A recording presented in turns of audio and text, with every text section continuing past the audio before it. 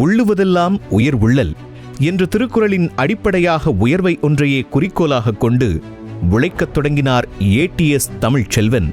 1982களில் ஒரு சைக்கிளும் வெறும் 50,000 ரூபாய் முதலீடும் தன்னம்பிக்கையும் மட்டுமே கொண்டு கண்ணம்பாடி என்னும் சிறிய கிராமத்திலிருந்து மயிலாடுதுறை நோக்கி தன் கனவு பயணத்தை தொடங்கினார். இன்று அதன் மூலமாக பல குடும்பங்களை தன்னோடு பயணிக்க வைத்து தானும் வளர்ந்து பிறரையும் வளர்ச்சியடைய வைத்திருக்கிறது.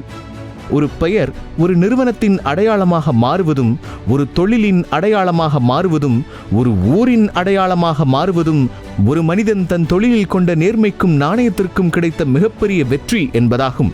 அப்படித்தான் திரு தமிழ்ச்செல்வன் என்ற மனிதர் ஏடிஎஸ் என்ற அடையாளமாக மாறினார்.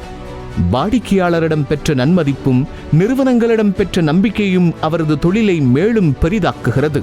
சைக்கிள் வியாபாரம் ஒரு கட்டத்தில் ஹோல்சேல் கடையாக மாறியது. அடுத்த ஹோல்சேல் கடை மளிகை கடையாக மாறியது. இதன் மூலம் ஏடிஎஸ் என்றாலே நாணயம் என்ற பெயரை பெற்றது. பிரிட்டானியா என்ற பிராண்டை கடைக்கடையாக கொண்டு சேர்த்ததன் பலன் அந்த நிறுவனமே அவரது நேர்மையையும் உழைப்பையும் கண்டு ஏஜென்சி தர முன் வந்தது. அன்றைய காலகட்டத்தில் அவர் சம்பாதித்த மொத்த பணத்தையும் தாண்டி அந்த ஏஜென்சிக்கு முதலீடு செய்யும் சூழல் ஏற்பட்டது. தன் நண்பர்கள் மற்றும் உறவினர்கள் உதவியோடு அந்த தொகையை ஏற்பாடு செய்து துளியும் யோசிக்காமல் துணிச்சலோடு அந்த ஏஜென்சியை கையில் எடுத்தார். அதன் விளைவாக மயிலாடுதுறையில் முன்னணியில் இருந்த இன்னும் பல ஏஜென்சிகளையும் கையில் எடுத்து பெரிய அளவில் நடத்தத் தொடங்கினார் ஏடிஎஸ். அதன் பிறகு பல சரிவுகளை பலமுறை கண்டாலும் அதே முனைப்போடு மீண்டும் எழுவதை குறிக்கோளாக கொண்டு கிட்டத்தட்ட 2000 வரை இந்த ஏஜென்சி வியாபாரத்தில் உச்சகட்ட வளர்ச்சியை அடைந்தார். அத்துடன் அவர் நிற்கவில்லை. அதன் பிறகான காலகட்டம் நவீன தொழில்நுட்பங்களுக்குள் ஊடுருவியது. நவீன தொழில்நுட்பங்கள் மார்க்கெட்டுகளுக்கு வந்தது. மொபைல் போன்கள் புழக்கம் மக்களிடையே பரவத் தொடங்கியது. உடனே அதையும் கையில் எடுக்கிறார் ஏடிஎஸ். மொபைல் போன் விற்பனை, மொபைல் போன் சர்வீஸ் என்று வியாபாரத்தின் அடுத்த கட்ட நகர்வை நோக்கி நகர்ந்தார். மக்களின் தேவை என்ன, காலத்தின் தேவை என்ன என்பதை நன்கு உணர்ந்து தன் தொழிலை விரிவுபடுத்திக் கொண்டிருப்பதே ஒரு நல்ல பிசினஸ்மேனுக்கு அழகு என்பதை நன்கு தெரிந்து வைத்திருந்தார் ஏடிஎஸ். அடுத்தபடியாக 2000இல் ரியல் எஸ்டேட் இண்டஸ்ட்ரியில் லேண்ட் ப்ரமோஷனும், 2008ஆம் ஆண்டு ஜுவல்லரி இண்டஸ்ட்ரியிலும், 2010ஆம் ஆண்டு கல்வி நிறுவனங்களிலும் தடம் பதித்தார். பின்னர் எம்எஸ்ஆர் என்ற ஹார்ட்வேர் ஷாப்பை நடத்தத் தொடங்கினார். தற்போது 2023ஆம் ஆண்டு மருத்துவமனை என்ற இன்னொரு துறையிலும் கால் பதிக்கிறார்.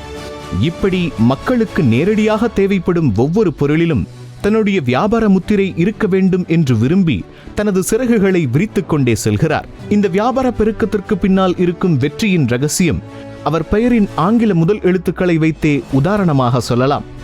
ஏடிஎஸ் என்றால் ஏம், டார்கெட், சக்சஸ் என்பதே ஆகும். வெறுமனையே மனித முயற்சிகளால் மட்டும் இது ஆகுமா என்றால் இல்லை. அதையும் தாண்டி தெய்வ பக்தியும் ஆன்மீக நம்பிக்கையும் அவரது இன்னொரு பெரிய பலம் என்று சொன்னால் அது மிகையாகாது. இதுவரை 40 முறைகளுக்கு மேல் சபரிமலைக்கு சென்றிருக்கும் இவர் ஒவ்வொரு வருடமும் ஒரு புது கன்னிசாமியை அழைத்துச் செல்வதை வழக்கமாக வைத்திருக்கிறார். பல்வேறு கோவில்களுக்கான திருப்பணிகளையும் பொருளுதவிகளையும் செய்து கொண்டே இருந்திருக்கிறார்.